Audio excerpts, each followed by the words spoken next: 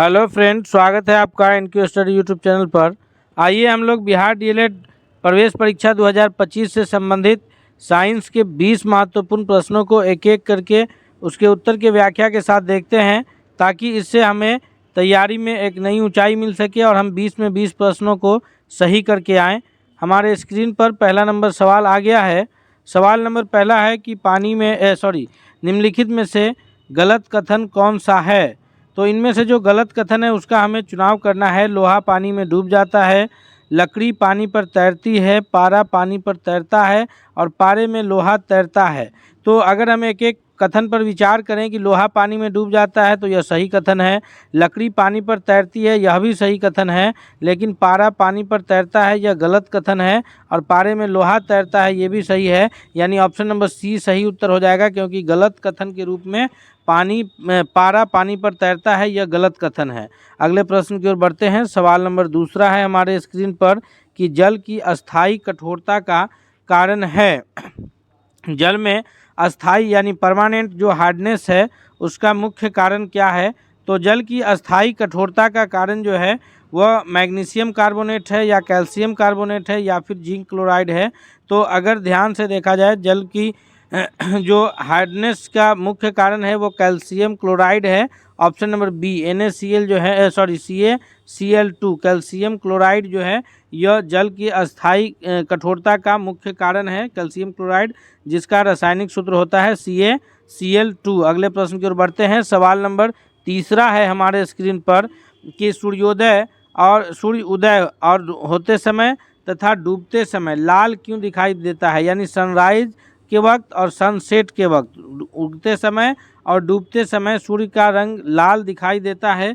इसका मुख्य कारण यह होता है कि सूर्य की प्रकाश जो है वह मुख्य रूप से 7 रंगों का मिश्रण होती है। कितने रंगों का? 7 रंगों का मिश्रण होती है। और उसमें से जो वायलेट है, इंडिगो है, ब्लू है, ग्रीन है, येलो है, ऑरेंज है और रेड है। रेड कलर जो है, लाल रंग है, वो सबसे कम स्कैटरिंग यानी उसका प्रकीर्णन सबसे अधिक होता है और उसका जो विचलन है वो सबसे कम होता है। तो यही कारण है कि इसका प्रकीर्णन सबसे कम होता है, क्योंकि इसका विचलन मार्ग में सबसे कम होता है, इसीलिए यह प्रकाश की किरण सबसे पहले हमारे आंखों तक पहुंचती है। तो जो सनराइज का समय होता है सुबह सुबह तथा शाम का जो समय होता है सनसेट का, उस वक्त हमें लाल रंग दिखता है सूर्य का, क्योंकि वह प्रकीर्णन के कारण इस प्रकार संभव हो पाता है। तो इस प्रकार दोस्तों एक एक महत्वपूर्ण प्रश्नों को हम लोग इसमें कवर कर रहे हैं, जो आपके परीक्षा की दृष्टि से बहुत लाभकारी होने वाला है। तो इसलिए आपसे रिक्वेस्ट है कि यदि आप हमारे चैनल पर नए हैं तो ज़रूर सब्सक्राइब कर लीजिएगा, साथ ही साथ आप बेल आइकन को ज़रूर दबाइएगा। क्वेश्चन नंबर चौथा है हमारे स्क्रीन पर कि यांत्रिक ऊर्जा को विद्युत ऊर्जा में किसके द्वारा बदला जाता है। यांत्रिक ऊर्जा यानी मैकेनिकल एनर्जी को इलेक्ट्रिकल एनर्जी में किसके द्वारा चेंज किया जाता है। यानी हम लोग को यांत्रिक ऊर्जा से विद्युत उत्पन्न करना है, तो वह यंत्र जो विद्युत उत्पन्न करता है उसे हम लोग जनरेटर के रूप में जानते हैं। और जनरेटर में जो मुख्य काम ये यांत्रिक ऊर्जा को, मैकेनिकल एनर्जी को इलेक्ट्रिकल एनर्जी में चेंज करने का जनरेटर के अंदर जो काम होता है वह डायनमो के द्वारा किया जाता है। किसके द्वारा? डायनमो के द्वारा। अर्थात ऑप्शन नंबर डी इस प्रश्न का सही उत्तर क्या होगा? ऑप्शन नंबर डी होगा। आगे इसमें जो ऑप्शंस हैं ट्रांसफार्मर, तो ट्रांसफार्मर 2 तरह के होते हैं। एक ट्रांसफार्मर होते हैं स्टेप अप ट्रांसफार्मर, दूसरा ट्रांसफार्मर की एक किस्म है स्टेप डाउन ट्रांसफार्मर उसको कहते हैं। यानी यह वोल्टेज की हाई वोल्टेज को लो वोल्टेज को हाई करने में काम आता है। उसके बाद आमीटर है जिसे हम लोग विद्युत धारा मापते हैं किसी भी परिपथ में। गैल्वेनोमीटर है, इससे वोल्टेज और प्रतिरोध को मापते हैं। तो इस प्रकार जो है दोस्तों चौथा का डी सही उत्तर है। नेक्स्ट प्रश्न की ओर बढ़ते हैं। सवाल नंबर 5 हमारे स्क्रीन पर है कि उष्मा की सबसे अच्छी चालक कौन सी धातु है। सोना, एल्युमिनियम, चांदी और पीतल ये सभी धातुएं हैं। इन धातुओं में जो सबसे अच्छा गुड कंडक्टर ऑफ हीट, उष्मा की सबसे अच्छी जो सुचालक है वह है चांदी। ऑप्शन नंबर सी सबसे करेक्ट आंसर के रूप में उत्तर जाना जाएगा। अगले प्रश्न की ओर बढ़ते हैं। सवाल 5वां के बाद जो 6ठा नंबर प्रश्न है कि लोहे में जंग का लगना, 6ठा नंबर प्रश्न की ओर बढ़ते हैं। पहले लोहे में जंग का लगना का मुख्य कारण क्या है। तो लोहे में जो जंग के लगने का मुख्य कारण है कि लोहा जब वायुमंडल में खुली अवस्था में रहती है तो वहाँ पर ऑक्सीजन से वो ऑक्सीकृत होता है, यानी वहाँ पर ऑक्सीडेशन रिएक्शन हो जाता है और इसके कारण जंग लग जाता है। और जंग लगने की जो क्रिया है वो एक प्रकार की रासायनिक क्रिया है, और जो परिवर्तन है यानी चेंजेज है वो भी केमिकल चेंजेज है, कि जंग लगा हुआ लोहा को दोबारा फिर से हम लोग सुधार के नया नहीं बना सकते हैं। तो इस प्रकार छठा का ऑप्शन नंबर ए सही उत्तर होगा कि जंग लगने का कारण ऑक्सीजन है, और यह एक रासायनिक क्रिया है और रासायनिक परिवर्तन है जिसके कारण लोहे में मुख्य रूप से जंग लगते हैं। अगले प्रश्न की ओर बढ़ते हैं। सवाल नंबर 7 है हमारे स्क्रीन पर कि निम्न में से कौन सी अभिक्रिया के युग्म हमेशा साथ साथ होते हैं। तो अभिक्रिया का कौन सा युग्म इसमें साथ होता है? संयोजन और विघटन अभिक्रिया एक साथ होता है, या अवक्षेपण और विस्थापन अभिक्रिया एक साथ होता है, या फिर उदासीनीकरण और विस्थापन अभिक्रिया एक साथ होता है। तो इसको याद रखिएगा, सभी अभिक्रिया हमें ध्यान रहना चाहिए। संयोजन किसको कहते हैं? तो संयोजन कहते हैं कि दो तत्व या दो यौगिक मिल करके नया यौगिक बनाता है, वो संयोजन अभिक्रिया होता है। विघटन कहते हैं कि एक यौगिक दो अलग अलग छोटे छोटे तत्व में या दो छोटे छोटे यौगिक में टूटते हैं, वो विघटन अभिक्रिया कहलाता है। जिस अभिक्रिया के पश्चात कुछ अवक्षेप बनते हैं वहाँ अवक्षेपण अभिक्रिया कहलाता है। विस्थापन अभिक्रिया किसे कहते हैं? विस्थापन अभिक्रिया कहते हैं कि अगर एक यौगिक से किसी पदार्थ, एक यौगिक के अणु से किसी तत्व का दूसरे यौगिक के साथ संयोग कर लेना, वो विस्थापन अभिक्रिया कहलाता है। उदासीनीकरण अभिक्रिया कहते हैं कि अगर हम अम्ल और भस्म मिल करके अभिक्रिया करें और लवण बना दे, यानी ना वो ये अम्ल रहे ना भस्म रहे, तो उस प्रकार की अभिक्रिया उदासीनीकरण कहलाती है। जैसे हम लोग अगर एग्जाम्पल देखें, NaOH ये sodium hydroxide plus HCl sodium chloride reaction करके क्या बनाएगा? NaCl। तो ध्यान से देखिए, सोडियम हाइड्रोक्साइड प्लस H2O बना देता है। सोडियम हाइड्रोक्साइड के साथ जो सोडियम था वो यहाँ हाइड्रोक्लोरिक अम्ल के साथ जो Cl है उससे साथ संयोजन कर लिया, तो एक तरफ यह भस्म और अम्ल का अभिक्रिया होकर लवण उदासीन भी बना, दूसरी ओर विस्थापन भी हुआ। तो हम लोग इसको कह सकते हैं कि यह हमेशा जो है साथ साथ होगी, उदासीनीकरण और विस्थापन अभिक्रिया। अगले प्रश्न की ओर बढ़ते हैं। सवाल नंबर 8 है हमारे स्क्रीन पर कि किसी अभिक्रिया में भाग लेने वाले पदार्थ को क्या कहते हैं। तो किसी अभिक्रिया यानी रिएक्शन में जो हिस्सा लेने वाले पदार्थ है, चाहे वह तत्व हो या फिर कोई यौगिक हो, जो भी हिस्सा लेते हैं इसमें अभिक्रिया करने में, जो भी तत्व या यौगिक, उन्हें हम लोग ये अभिकारक के रूप में यानी रिएक्टेंट के रूप में जानते हैं। और अभिक्रिया के फलस्वरूप जो उत्पाद बनता है, जैसे अगर हम लोग बात करें कि कार्बन प्लस ऑक्सीजन मिल करके क्या बना? Carbon dioxide. तो ये बाएं साइड में लिखा गया कार्बन और ऑक्सीजन जो है यह अभिकारक हुआ, रिएक्टेंट हुआ, और उसके बाद जो है इधर प्रोडक्ट हुआ, उत्पाद के रूप में जानेंगे। 8वां का जो दाहिने साइड में लिखा गया है CO carbon plus oxygen carbon dioxide. अगले प्रश्न की ओर बढ़ते हैं। सवाल नंबर 9 है हमारे स्क्रीन पर कि श्वसन जो है वह किस प्रकार की अभिक्रिया। तो श्वसन जो अभिक्रिया है वह श्वसन अभिक्रिया के पश्चात जो है ऊष्मा निकलती है, अर्थात हम ये कह सकते हैं कि श्वसन एक ऊष्माक्षेपी अभिक्रिया है। यानी 9वां नंबर प्रश्न का ऑप्शन नंबर 1 करेक्ट आंसर हो जाएगा कि श्वसन जो है वह एक ऊष्माक्षेपी अभिक्रिया है। नेक्स्ट प्रश्न की ओर बढ़ते हैं।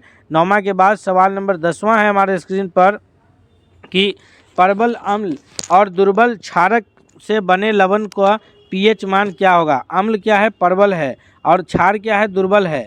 तो इस प्रकार प्रबल अम्ल और दुर्बल क्षार से जब अभिक्रिया होगा तो वहाँ पर जो है लवण कैसा बनेगा? तो अम्लीय लवण बनेगा, और अम्लीय लवण होगा तो उसका pH मान क्या होगा? 7 से हमेशा कम होगा। तो ऑप्शन क्या सही होगा?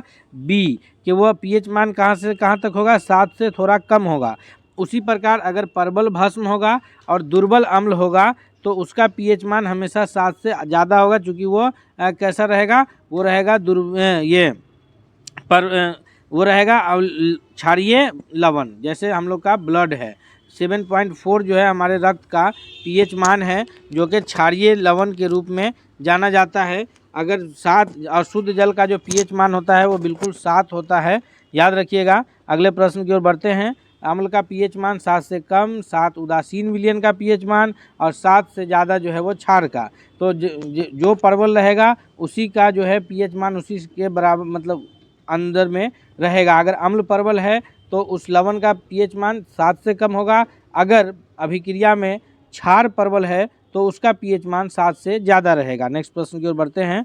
सवाल नंबर 11 है हमारे स्क्रीन पर कि दही में किस प्रकार का अम्ल पाया जाता है। दोस्तों हम लोग 10 प्रश्नों को पीछे कवर कर चुके हैं और हर एक प्रश्न को हम आपको डिस्क्रिप्शन के साथ बता रहे हैं। हर एक प्रश्नों का हम आपको बेहतरीन जो है विश्लेषण कर रहे हैं। इसलिए आपसे रिक्वेस्ट है कि यदि आप हमारे चैनल पर नए हैं तो प्लीज़ ज़रूर सब्सक्राइब कर लीजिएगा ताकि अगला अपडेट्स आप तक सबसे पहले पहुँचे। सवाल नंबर 11 है कि दही में किस प्रकार का अम्ल पाया जाता है। तो दही में जो है और दूध में ये लैक्टिक अम्ल पाया जाता है। Option number A correct answer हो जाएगा। दही जो है वो लैक्टोबैसिलस बैक्टीरिया की वजह से दही जमता है और ये दही में कौन सा अम्ल पाया जाता है। जब इसी को आप हिंदी में पढ़िएगा तो दही से संबंधित वहाँ प्रश्न क्या आपको मिलेगा, वहाँ मिलेगा कि दही क्या है, तो दही जो है वो पुलिंग होता है। अगले प्रश्न की ओर बढ़ते हैं। सवाल नंबर 12 है हमारे स्क्रीन पर कि अपच का उपचार करने के लिए, यानी अगर हमारे खाए हुए भोजन जो आमाशय में है वो सही से पाचन नहीं हो पा रहा है, हमारे अपच की स्थिति है, एसिडिटी की स्थिति जब बनती है तो वहाँ पर फिर जो है मतलब उसको इलाज करने के लिए हम लोग क्या प्रयोग करेंगे। तो अगर अपच की स्थिति बन रही है तो उसके उपचार के लिए हम लोग जो है एंटाएसिड इस्तेमाल करते हैं, जो कि एसिडिटी को नॉर्मल कर देती है और एंटाएसिड से जो है हमें अपच का इलाज संभव हो पाता है। अगले प्रश्न की ओर बढ़ते हैं। सवाल नंबर 13 है कि मैग्नीशियम के रिबन के दहन होने पर किस प्रकृति का लौह उत्सर्जित होता है। यानी मैग्नीशियम का रिबन का दहन की जो क्रिया होगी तो उसमें किस प्रकार का लौह उत्पन्न होगा, तो वहाँ पर श्वेत चमकदार लौह जो है उत्पन्न होता है, अर्थात 13 का ऑप्शन नंबर सी सबसे सही जवाब होगा। अगले प्रश्न की ओर बढ़ते हैं। सवाल नंबर 14 है कि मधुमक्खियों के डंक मारने पर किस पदार्थ का उपचार करना लाभकारी है। तो मधुमक्खियाँ जब डंक मारती है तो फॉर्मिक एसिड जनरली जो है वो हमारे शरीर में आ जाता है, जिससे वहाँ पर हमें जलन सी महसूस होती है। तो वो चूँकि एसिड होता है इसलिए उसके उपचार में हमें बेस यानी क्षार का इस्तेमाल करना आवश्यक होगा। क्षार के रूप में हम लोग हमारे घरों में जो किचन में बेकिंग सोडा होता है, खाने का जो सोडा होता है, उसे अगर हम लोग इस्तेमाल कर लेते हैं तो फिर हमें वो उस जलन से हमें रिलैक्स मिलेगा। ऑप्शन ए इसका करेक्ट आंसर होगा। अगले प्रश्न की ओर बढ़ते हैं। सवाल नंबर 15 है हमारे स्क्रीन पर। सवाल नंबर 15 है कि निम्नलिखित में से कौन अधातु विद्युत का सुचालक है। अधातु होते हुए विद्युत का सुचालक होना यानी गुड कंडक्टर ऑफ इलेक्ट्रिसिटी, लेकिन वो क्या है, वो नॉन मेटल है। तो इसका सही उत्तर हो जाएगा ऑप्शन नंबर ए कि वह ग्रेफाइट है, जो नॉन मेटल होते हुए भी गुड कंडक्टर ऑफ इलेक्ट्रिसिटी है, यानी विद्युत का सुचालक है। और उसके इसी में ऑप्शन में हीरा है। हीरा और ग्रेफाइट ये दो ऐसे पदार्थ हैं जो कार्बन के अपरूप के रूप में जाने जाते हैं। कौन कौन? हीरा और ग्रेफाइट कार्बन का अपरूप है। हालांकि कार्बन का एक तीसरा भी अपरूप है जिसको बकमिस्टर फुलेरिन कहा जाता है। हीरा से संबंधित और भी विश्लेषण जानिए। हीरा सबसे कठोर हार्डेस्ट सब्सटेंस है, सबसे कठोर पदार्थ है, और हीरे का जो अपवर्तनांक है वो सबसे अधिक है, 2 पॉइंट कुछ अपवर्तनांक है हीरे का। अगले प्रश्न की ओर बढ़ते हैं। सवाल नंबर 16 है कि कौन सा धातु जल में डालने पर तैरने लगता है। तो जब आप इसको इस अभिक्रिया को जब आप इसका उत्तर कर सकते हैं, क्योंकि आपने अपने दैनिक जीवन में इससे परिचित होंगे कि जब आप चूने से भरे नाद में पानी डालते हैं या फिर पानी में चूना डालते हैं तो देखते होइएगा कि वो तैरने लगता है। तो यानी ऑप्शन नंबर ए सही उत्तर हो जाएगा कि कैल्शियम धातु है कि जब उसे जल में डाला जाता है तो जल में डालने से वो तैरने लगता है। अगला प्रश्न है हमारे स्क्रीन पर 17वां के शरीर की सबसे बड़ी ग्रंथि, लार्जेस्ट जो ये ग्रंथि है वो कौन सी है।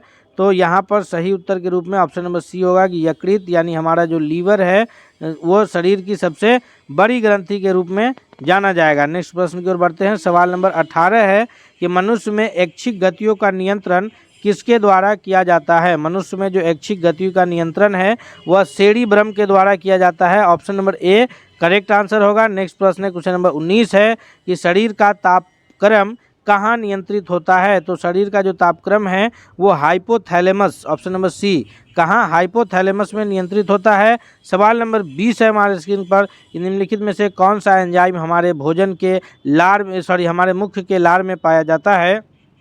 तो टाइलिन एंजाइम जो है वो हमारे मुख के लार में पाया जाता है। हम लोग जो भोजन करते हैं, चबाते हैं, तो वह एंजाइम लार की सहायता से हमारे भोजन में शामिल होता है और फिर हम जब निगलते हैं तो वो हमारे भोजन के साथ हमारे आमाशय में पहुंचता है। दोस्तों, इस प्रकार 20 महत्वपूर्ण प्रश्नों को अभी हम इसमें कवर किए हैं, जो आपके आने वाले परीक्षा की दृष्टि से बहुत लाभकारी साबित होने वाला है। इसलिए आपसे रिक्वेस्ट है कि आप अगर चैनल पर नए हैं, सब्सक्राइब नहीं किया है तो प्लीज़ ज़रूर सब्सक्राइब करिए, वीडियो को लाइक कीजिए, साथ ही साथ दोस्तों के भी शेयर कीजिए। मिलते हैं अगले सेट के साथ, तब तक के लिए बहुत बहुत धन्यवाद।